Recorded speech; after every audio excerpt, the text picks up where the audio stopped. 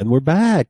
Welcome to the Geek Show, where we help you achieve your task and your goals, or at least we show you how we try to achieve ours. I'm Gab. David here. And so that's it. I will start with a little tradition where I will fake like this is a scrum, and you guys can tell us like what you did yesterday, what are you doing today, but mostly, are you blocked by anything? Let us know in the comment section or in the description, because if you guys are blocked by anything, and that's also for people in our team, we'll try to address that and help you unblock you if we can. I mean, we don't know everything, but we know quite a lot, and we have a process that we can apply when we don't know the answer, in which case we need to, that's part of what we need to teach our team. So it will be great if we can teach other people that are not part of our team. So for today, that's it. Like we're not gonna we're gonna skip that Scrum section, but for next time or next week, our team is gonna start to send us like the update by chat of what like they did yesterday, today, and mostly are they blocked by anything. And so before we start today, I just want to say that we fucked up. We deleted a user that I created on the G Suite a few days ago, and we made like a little video showing how to delete a user. And we migrated everything to my user, which I thought would migrate like really everything, but turns out that the YouTube channel that was created under that user got deleted and is irrevocably something like that. Yeah. Irreversibly deleted. And we it was a good thing that it was the beginning. We even went back and recovered the user, which recovered most of the thing, but the YouTube channel is gone, and it looks like it's gone forever. It was the beginning of the YouTube channel, and we still have all the videos and maybe most of the descriptions that we created with the chapters. But just to let you know that we fucked up, and that's exactly what I wanted to cover on that show. And everybody was a little stressed when we saw that the channel was deleted, and I was like starting to be a big bear, like, what happened with the channel? It deleted it. And then we kind of understood, like, that's probably it. And I was like, okay, that's my fault. And then everybody breathed like, phew, it was Gab's fault. Yay. So I want to let you know when we do something nice, and also when we fucked up. So that part, I fucked up. So moving on. Today, I want to start. Well, we thought it would be a good idea to show you an overview of the tools that we are using to basically manage our hotel in an autonomous way, or at least that's the state of the tools that we are using as of right now, because it's kind of evolving less and less now, but it is still evolving. So that's it. I will give you la parole to show an overview, and then in the like coming streaming that we'll do, we'll dive deeper into some or most of the tools.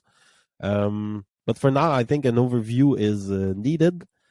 To give a bit of context, we are right now in an old hotel that was kind of like a countryside, old style motel from the 60s with a restaurant. And this business model is dying, basically. And I knew it. I did the mistake in Montreal of opening a cafe thinking that with a restaurant you can make money. And turns out that you mainly cannot. So when I arrived here, one of my planned first thing to do was to close the restaurant and just put a communal kitchen. And the second plan was to remove the reception and put everything in a technological solution, so people could like receive their text, their information. They could text us, but there's nobody at the reception, and you receive a code for your door, and that was the goal. And we kind of set it up in the last 2 years, and now it's going great. So I think it's a good moment to start teaching about the way we did it and what tools did we use. So without further ado, that's it. Okay, so as Gab just mentioned, we built a process with many tools that we've been tinkering with over the past years, and we finally reached a point in which we can say that we have an ecosystem of tools that work and help us achieve that autonomous feeling of managing a hotel without a reception, without a restaurant, and just with a small group of staff, right? So I'm going to explain, well, first I'm going to share my screen. And I'm going to show the tools that we use for that matter. So let's start with the first one. The first one is CloudBeds. Okay, CloudBeds is our booking manager. It is a tool that basically manages everything related to bookings at the hotel.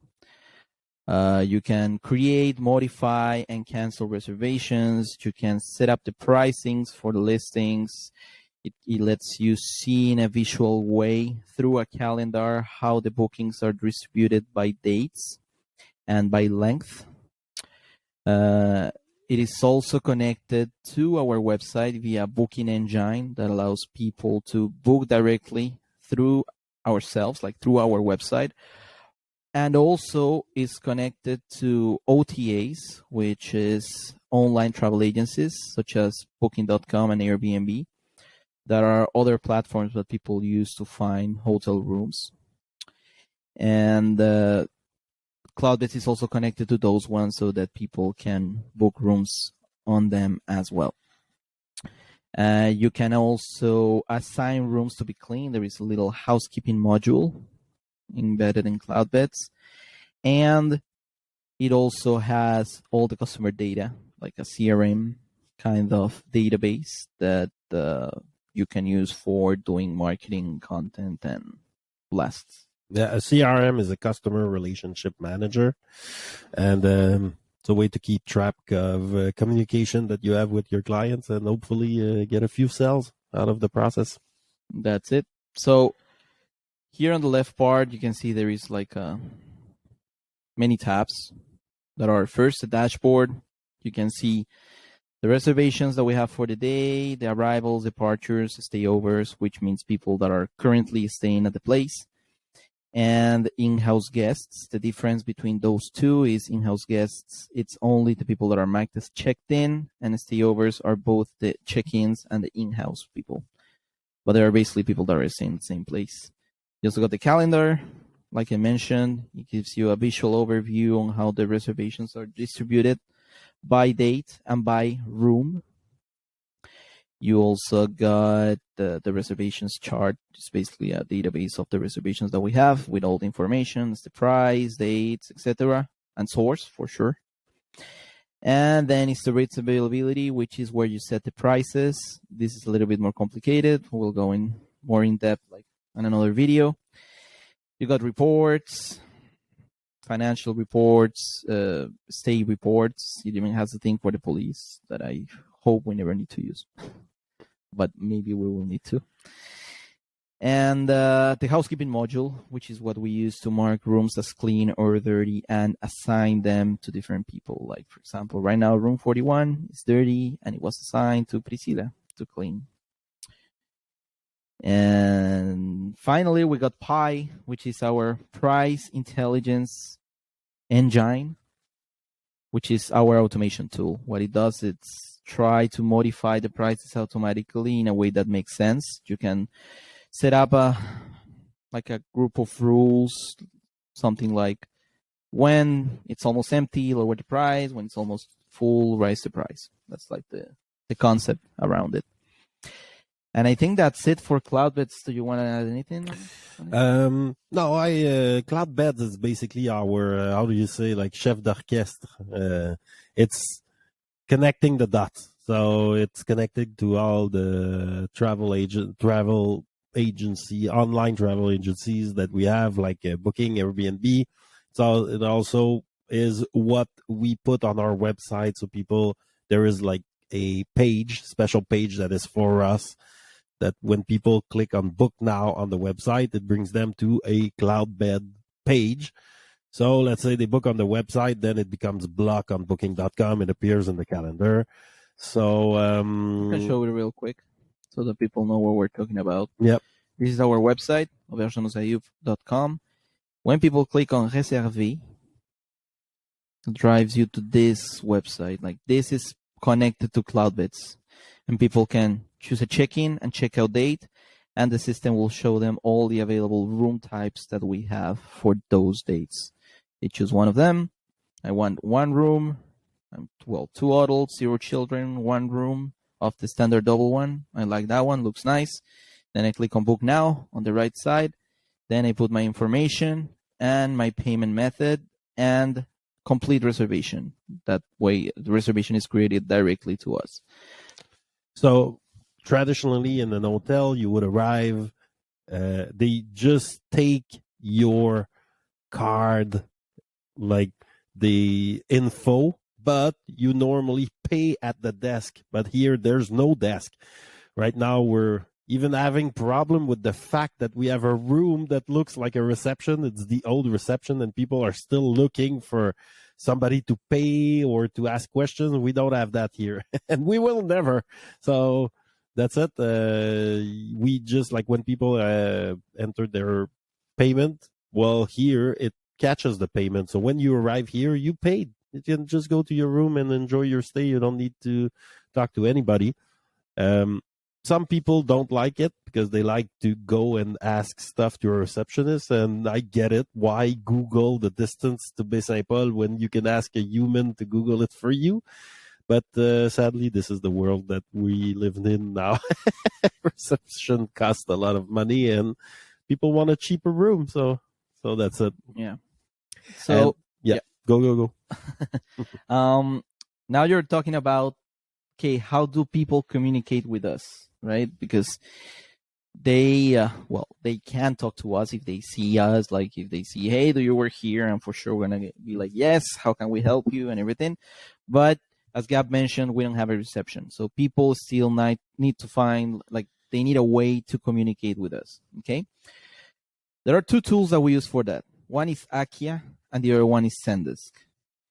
I'll go with Akia right now, which is a guest communication tool that allows people to text us if they need something, and also it allows them to receive automated SMS and emails with all the information or answer to the questions that they might need.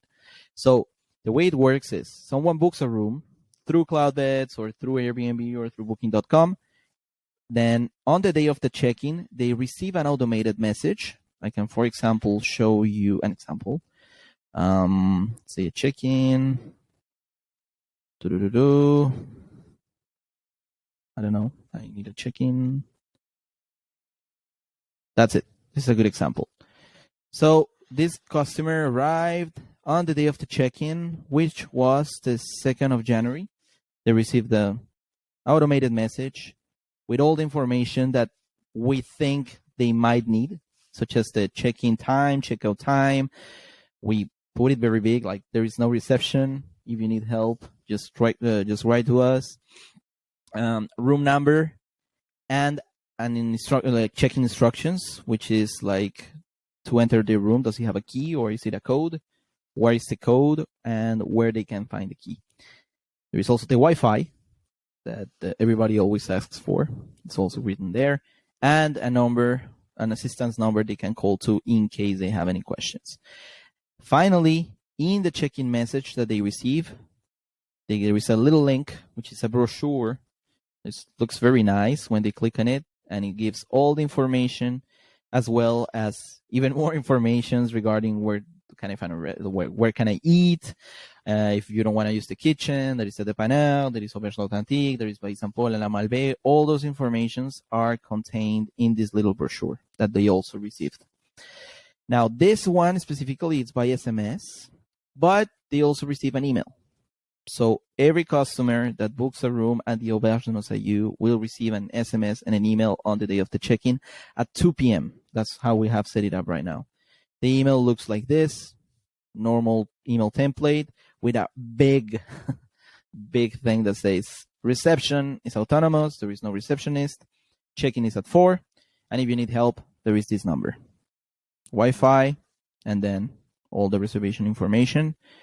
And the brochure that they can click on it and they will have access to it. So that's it. That's Akia. Akia also has a feature where they kind of will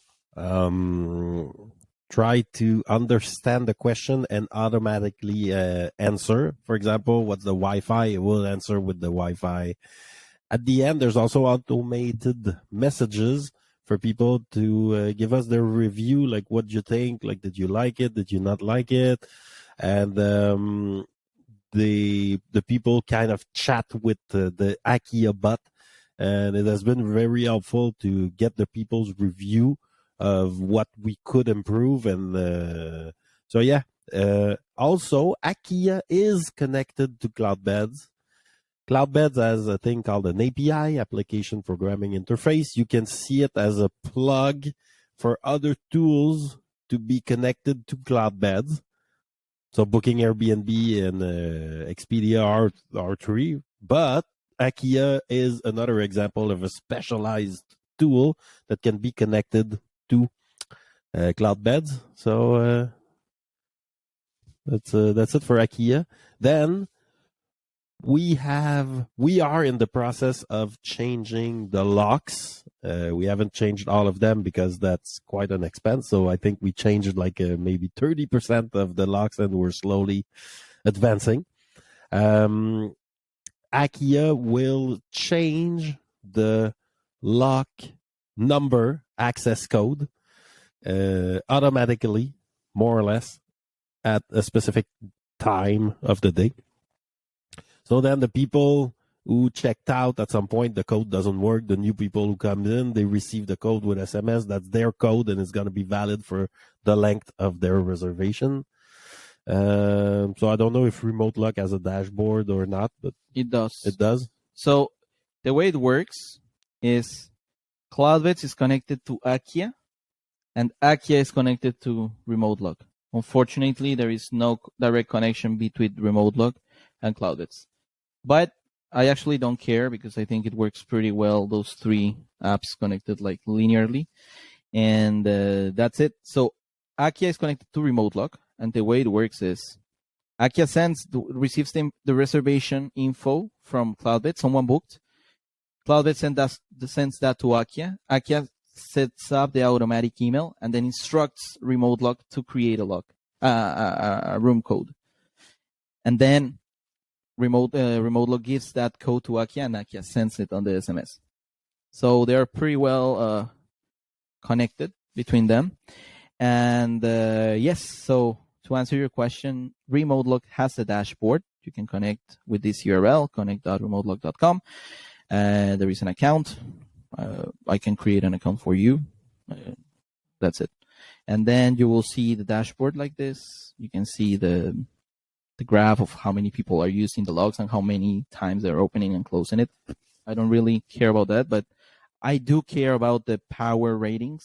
Like when a log is going to go dead because it has almost no battery, Remotelock shows us. Like, for example, we need to change the batteries of Tiny One and the house because one day Gab is going to get stuck and won't be able to enter the house because the battery is very low. You can also see the status of each room based by connection. Like this one has excellent connection and the battery is at 50%. Room 19 is excellent and 80% battery. There are some, like the Tinies, that the connection is weak. And that's because when we set up the new router, after we had to do the whole ghetto setup fix, I haven't reconnected the lock to that router. So right now it's connected to the one here, and sometimes the signal is very weak, and I do have some problems like getting the codes for those rooms, but it's already on Trello. So Yeah, I'll take care of that.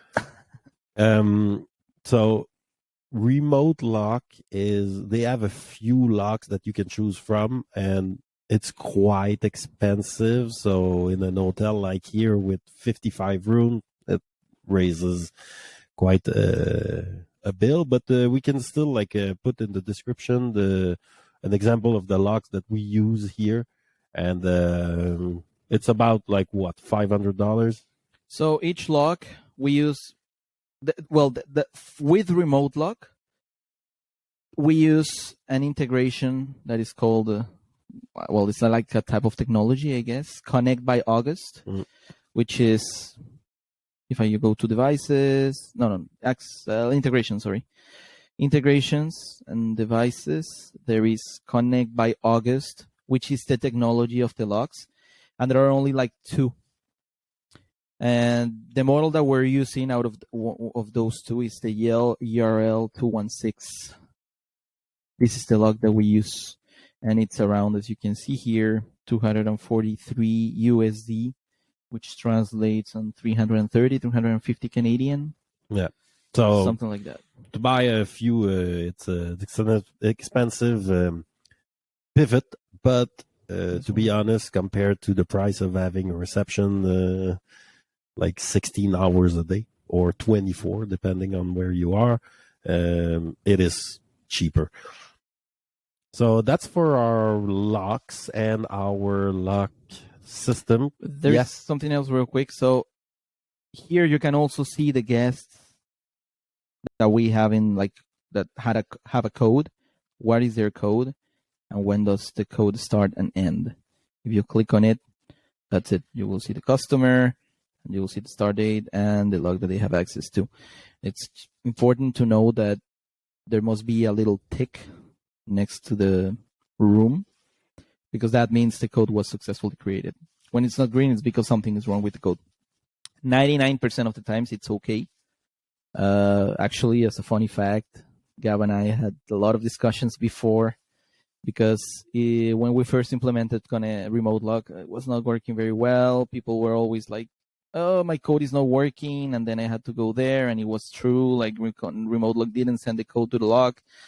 But now it's working fine. Like Kim can support me on that. Like it's been a while since we had complaints with the locks, like with the log codes, so it's working. It's fine. Yay! So success. That's it. That's for Remotelock. Great. So next, what tools do we use? So Akia was the first tool for guest communications. Yep. The second one is Zendesk. So Zendesk is a ticketing system that also has a phone line connected to it.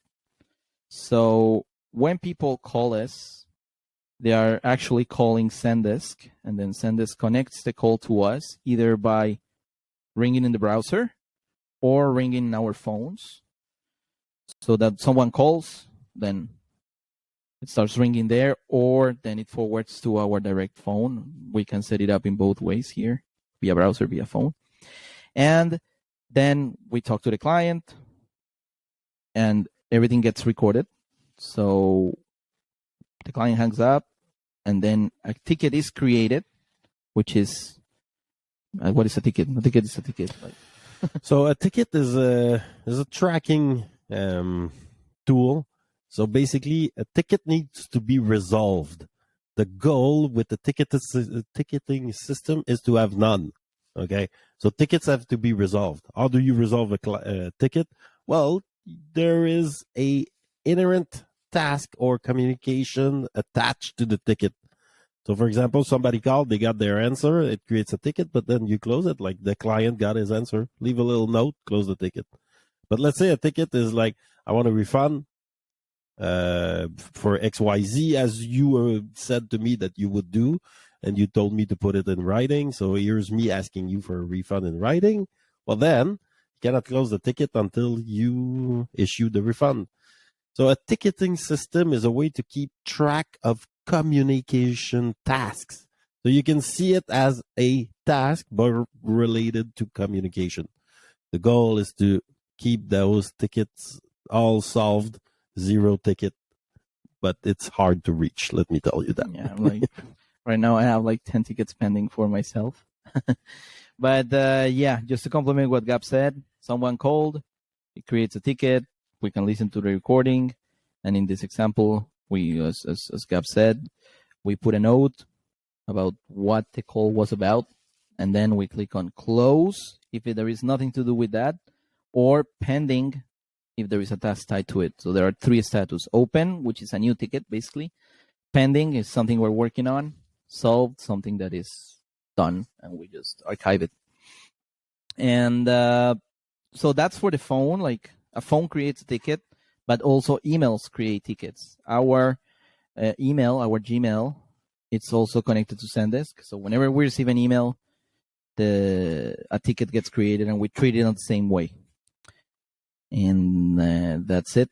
Well, as a side note, there is also suspended tickets, which is like automated emails, unsubscribable stuff, like things that are not like a direct communication with a human that the system detects as a spam or as a robot trying to reach out to you, and it just suspends it. We need to be on top of both, kinda. So the best way to do it is we just work with Zendesk as usual, and at the end of the day, we just check the suspended tickets for the day, and we just make sure that nothing important went into the suspended spam folder. That's it. Yeah. So a tool like Zendesk, which is a help desk, I think they call it, is will allow you to do things like work as a team with one phone number. For example, like back in the days here when I arrived, it was a bell number with like a hard line connected to a phone at the reception. So you need somebody there. Then maybe it has the technology to forward to a cell phone, but then that's it. It's you need a cell phone in Canada and somebody there again. And then somebody calls, you like now need to take a small note with a pen to keep track of the task, and then you start losing tasks. Like they ask for a refund, I kept it on your office. Like, what's that guy? Then we have to exchange information. What did he say? What was he pissed? And all those questions are like building up to huge amounts of wasted time. Now with Zendesk, you have the call, you have the note, you have everything. So you just assign it to somebody else in the team. So it allows for saving time and tracking the communication. There's a second thing. What if you're having a few hotels in different countries? Then what? Like you need to keep track of, well, then Zendesk offers to answer the phone from the browser. So you can answer the phone from the browser wherever you are. So I answered the phone from from my bed, from the coffee, and from other countries, but it doesn't matter. It's Auberge de Aïeux, bonjour. What do you want? Like I can help you. So it allows for better mobility and tracking. And to be honest, we are not using the full power of Zendesk yet. And part of doing this is teaching what we are doing, but then do more.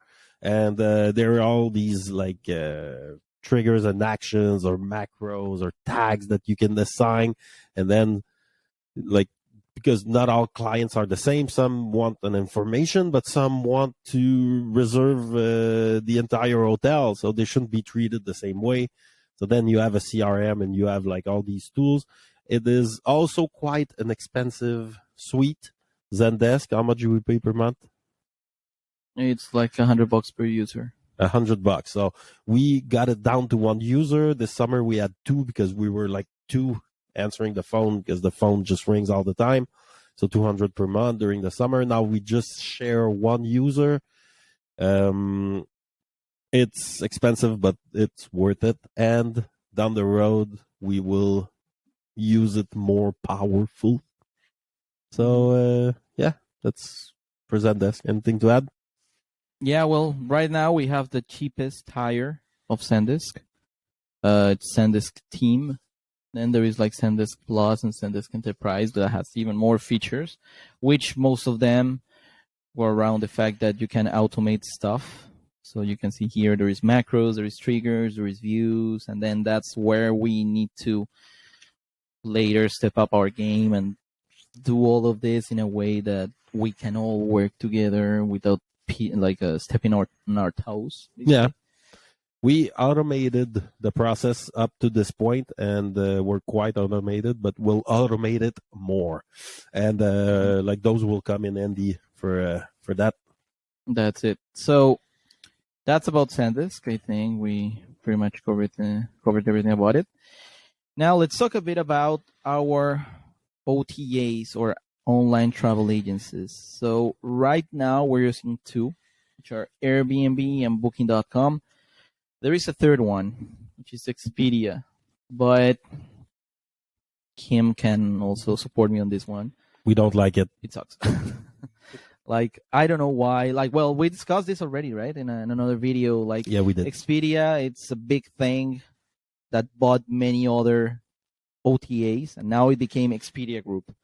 So the problem with Expedia is that their client base, we always have problems with them. Like, we always have low reviews because they never like it, and like 70 or 80% of the clients that come from Expedia, they simply don't like the way we do things, which is funny because Airbnb and Booking.com, they do love it. So we it's like we decided to stop working with them because of the client base.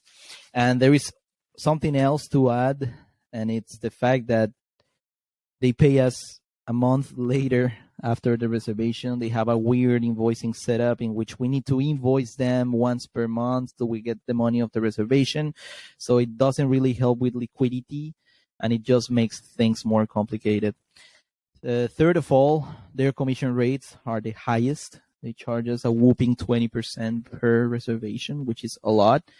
And fourth of all, they have a weird contract system in which you need to give Expedia clients a discount just for being part of Expedia, and that like it's non-negotiable, so you even get less money. It's something that we don't like at all. Like, I suggest that for today, just focus on Airbnb and Booking.com, and let's put ourselves in a world where we're big enough to just have screwed Expedia. So yeah, that's it. So Airbnb, well, I think most people know about Airbnb. It's a platform where people can find accommodation all around the world. You just search where you want to stay, for how long, and it shows you like properties that can be houses, like normal residential houses for people to book a room or the whole house itself. And it was like when Airbnb started, it was like that. But in the past couple of years, and even after the COVID, they started incentivizing hotels to use it too. So now you can see hostels and hotels offering their rooms in Airbnb. And that's it. We are there. So we have all of our rooms are listed in Airbnb. And as you can see, the sync status connected means that they are connected to CloudBeds. So all of them are up and running in there. How does it work? Like, you go to airbnb.ca, and you just try to find there is a search bar there that you can use to search for a destination. So I want to go to Les Éboulements, right? And I want to go to, I don't know, the 11th to the 13th of January. Then it shows you a lot of things. Oh, you see now there is a tiny homes in Les Éboulements. So people see it. This is our tiny house. Oh, it's a rare find. I've never done this exercise before of actually looking the hotel. There's rare find. That's it. So I think that makes it more attractive. A hotel room in Les Éboulements. That's our room 41. It's a rare find too. That's it. It's Not as rare as the tiny house, I would say. Yeah. Dentist spa room is not rare. That's weird because this is the room 60. Well, they have some kind of AI. They have some kind of AI. Yeah. And that's it. So people just go there. Let's click on the tiny, and then they see photos of the tiny house. How much is the price? Blah blah blah. It's dedicated workspace, which is the common space. Has 2 guests, 1 bedroom, 0 baths because they have a shared bathroom, which is the one in the reception. And then again, all information about the space, guest access, we work with soul service, blah, blah, blah. And what's included. And that's it. And then they click reserve. And then they just pay. That's it. So that's it. That's Airbnb. Yeah, I guess most people are familiar with the UI. Now, when they do that, the reservation gets logged into CloudBeds. So we don't need to do anything there most of the time. But then sometimes you will need to log into Airbnb to issue a refund, to keep track of a insurance demand. Like, it's not like CloudBeds will prevent you from logging to Airbnb all the time. It will prevent you to log into Airbnb most of the time. And, yeah, exactly. So you can see here a reservation came from Airbnb. It gives you the reservation number, and all the information is already in CloudBeds. That's it. Well, I just showed you the guest dashboard, but there is also like the host dashboard, which you access just by clicking switch to hosting. When you're connected on your account, we can give you access as part of the Airbnb team. There is a way to add it. And then here you have, like I said, all the listings, reservations, insights, the calendar, if you want to watch it from here. But honestly, I've never done it because CloudBeds is much better. And then the inbox. Something I forgot to mention about Akia is that Akia is connected to Airbnb. So whenever someone sends a message in Airbnb, we can answer from Akia. So for answering people, you don't really need to log to Airbnb. If you want to do it, well, you can, but Akia also receives them and you can answer from there. And yes, like Gab said, if you need to refund or something, there are other options that we will cover like later. But basically everything that is related to money, like refunds, modifications on prices or anything, it needs to be done directly in Airbnb because it's them that have the money. And that's it. Yeah. So like we said, for example, Airbnb, you have no choice. You, like the guests pay Airbnb, Airbnb pays you. With, for example, booking, you have the choice. Either the guest book on booking, but then when they arrive, they pay you at the reception, which is the option we didn't choose, because that means having a reception. And booking also has the option to capture the payment and then pay you, which is the option that we chose, to make sure that nobody that arrives here needs to pay. So that's the process. That's the money, the flow of the money. That's it. There is a third way, which is a virtual card, but that never worked. It's like people pay booking.com and they deposit it like in a virtual credit card, and then you can charge your credit card with your terminal or POS system. But it was too complicated, and we like them depositing directly in the bank account. That's the easiest. And that's what we do. That's called the collect by channel like method. So booking.com, right? Right. So booking.com, same thing. You can have access with your user. You have information, like a dashboard with the information about like any messages that you might have not answered, arrivals, departures, new bookings. Oh, we don't have anybody today for booking.com. Well, I don't think we have check-ins today. And recent reviews. You can see people are happy. Yay. Yay. It's 10, 10, 8, 8, 10. Which is just proves my point that booking.com and Airbnb, they are getting used to the self-reception thing and they like it. Expedia, they never did. So that's the home, that's the dashboard. here it's a complicated thing. Rates and availability. You have the calendar here. It's different from Airbnb because it's an inventory kind of calendar, which shows you how many rooms you have of each room type, but it's not the real reservation, like visually and explicitly put in the calendar. So I never use it. A reservations tab, same thing. You can see the reservations from booking.com. Everything that is related to the property, like photos and stuff, there is a tab for it, the property tab. Opportunities, it's just them giving some advice on how we can improve the listing. Some of them apply for us as an autonomous auberge, some others are not. One of these is like, you should like put that you have a restaurant. Well, we don't have a restaurant, so it's mostly for normal hotels, but from time to time I like to check it. The inbox is the chat. You have either booking.com messages and reservation messages. It's the same as Airbnb. You should be able to, you get the message from in Akia from booking.com and you can answer there, or you can just click on the Akia thing and it will take you to the chat. But the idea is to manage everything in a single place. So I would rather have you guys write, like, just use Akia for sending everything. Yeah, it's better. It's just like, again, you will never modify a price in booking or answer a message in booking, but you'll need to log in from time to time and know there's a dashboard there, because sometimes you just can't do everything from Akia and CloudBeds and you need to log into the dashboard. So it's best practice to have the tab open not too far.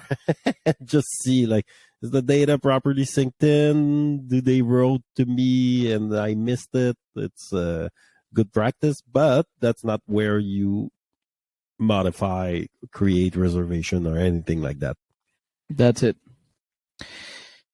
So next, I think that covers everything related to bookings. So OTAs, CloudBeds, Akia, Zendesk, like everything related to the operation of, in terms of bookings and clients. So here's what I propose. Yeah. Stop sharing your screen. Okay. And we will not go into the other puts in that we are using. So for today, the part one is the booking, the communication, everything related to having an autonomous hotel. Then we'll need to go into more details on how, like, what do we use for accounting and like website storage and such. But I think that for today, I mean, I don't want to have like a 2-hour long episode. I would rather we break it into like many different things. And so for today, that would cover most of the tools that we use, I think, for having an autonomous hotel. And then there's a part that's not covered by the tools. It's the human part. So human wants a reception. Why wouldn't they? Like, it's nice to have a human on demand. Like, I would like to have a human on demand next to me all the time saying like, hey, Google that for me. Like, could you check if they're open? Like, people go at reception and they ask all kind of things. So when you, like, if you are watching this and your goal is to flip an hotel or a thing into a non, like no reception, so an autonomous hotel, just know that the human part is kind of like, you'll have to deal with a bit of like people not liking the no reception. It is what it is. I mean, like, I understand that they want a reception when I go to an hotel and there is a reception. To be honest, I use it. But some people, like, I mean, I traveled a lot in my life, and still to this day, when I arrive in an hotel, tired after flights and cars and taxis, and I'm like, just want to get to my room, the shower, and the bed. It's like, hi, sir, can I have your passport? Can you fill this form for me? I'm like, fuck this. This is the worst customer experience ever, that I have to stand in front of another human who types shit in a computer for like 20 minutes in front of me. I'm tired. Like, what the hell? Just give me my code to my room. And can we please stop this conversation? So most people will do like the easiness of accessing their room.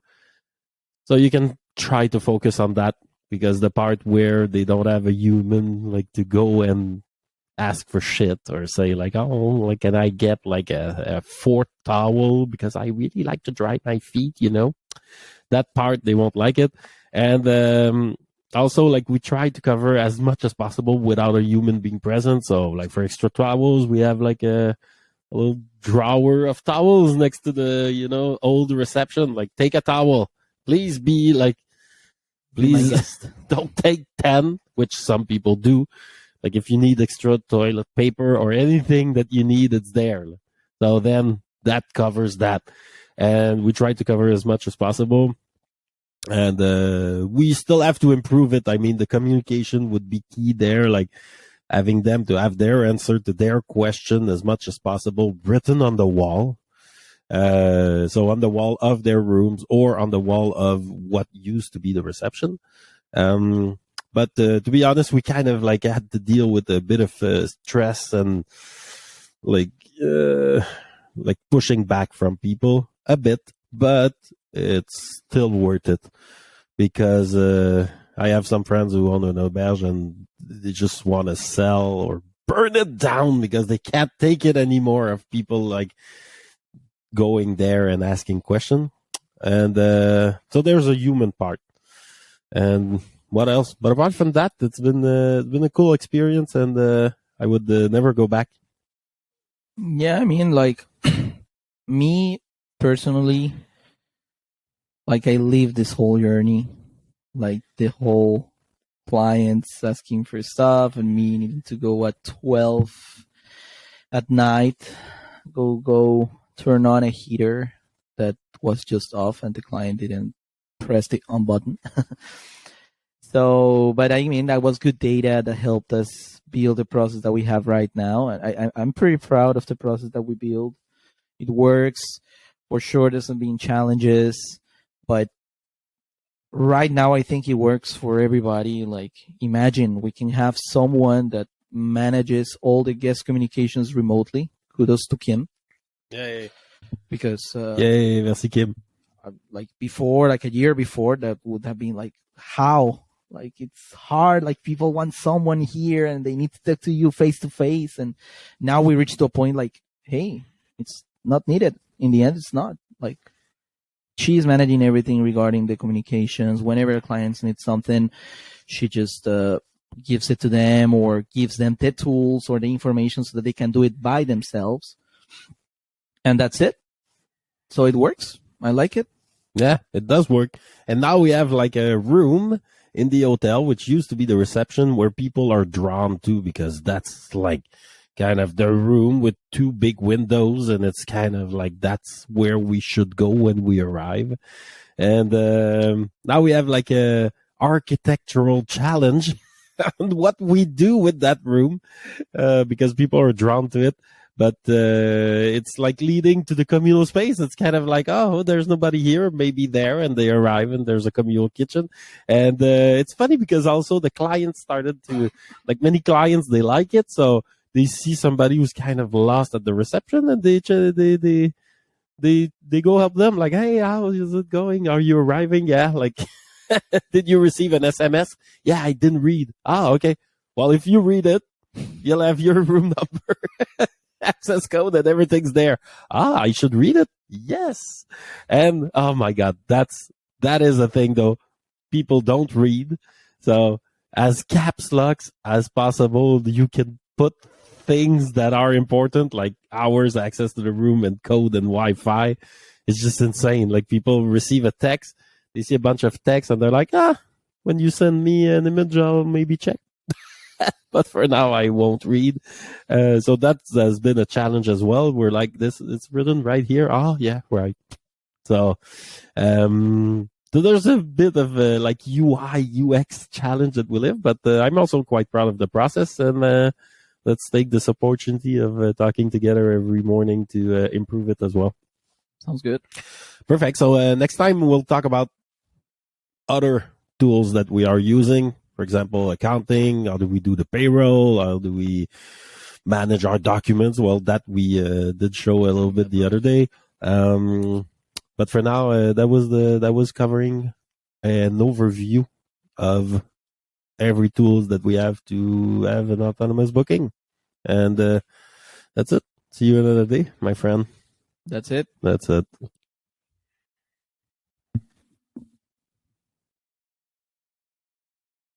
Stop the recording and then